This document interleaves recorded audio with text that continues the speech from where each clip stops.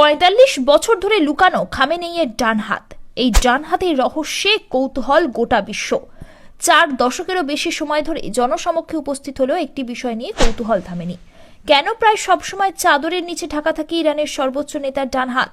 এই প্রশ্ন ঘিরেই বারবার আলোচনা, জল্পনা ও ব্যাখ্যার জন্ম দিয়েছে আন্তর্জাতিক সংবাদ মাধ্যম থেকে সাধারণ মানুষ পর্যন্ত।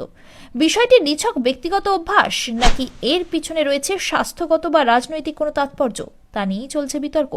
ইরানের রাজনৈতিক ইতিহাসে আয়াতোল্লাহ আলী খামেনেই এক অনন্য ব্যক্তিত্ব। 1989 সালে সর্বোচ্চ নেতার দায়িত্ব নেওয়ার পর থেকে তিনি শুধু বর্ষিয়ান ধর্মীয় নেতা নন, দেশের রাজনৈতিক ও কৌশলগত সিদ্ধান্তের কেন্দ্রবিন্দু। সেই দীর্ঘ সময় জুড়ে অসংখ্য জনসভা, আন্তর্জাতিক বৈঠক ও টেলিভিশন ভাষণে তার উপস্থিতি নজরে পড়েছে।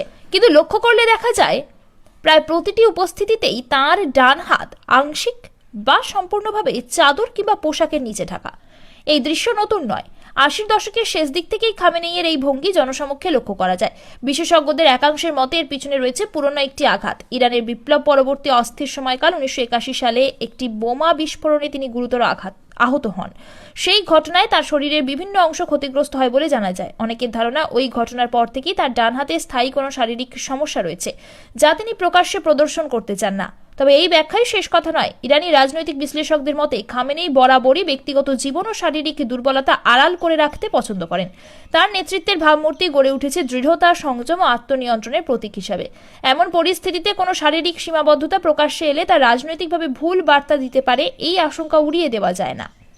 আবার অন্য একটি মত বলছে বিষয়টি কেবল স্বাস্থ্যগত নয়, বরং প্রতীকী।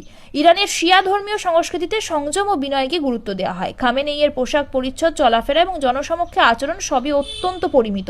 ডান হাত আড়াল করে রাখা সেই পরিমিত আচরণেরই অংশ হতে পারে, যা ধীরে ধীরে তার ব্যক্তিত্বের স্বাক্ষরে পরিণত হয়েছে।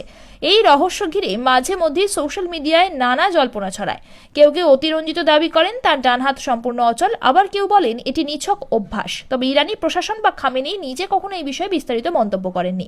রাজনৈতিক দৃষ্টিকোণ থেকে দেখলে এই রহস্য খামেনেইয়ের প্রভাব বা ক্ষমতায় কোনো ছেদ ফেলেনি, বরং বহু সমর্থকের কাছে তিনি এমন একজন নেতা যিনি ব্যক্তিগত কষ্ট বা সীমাবদ্ধতাকে আড়াল করে রাষ্ট্র পরিচালনার কঠিন দায়িত্ব পালন করে চলেছেন।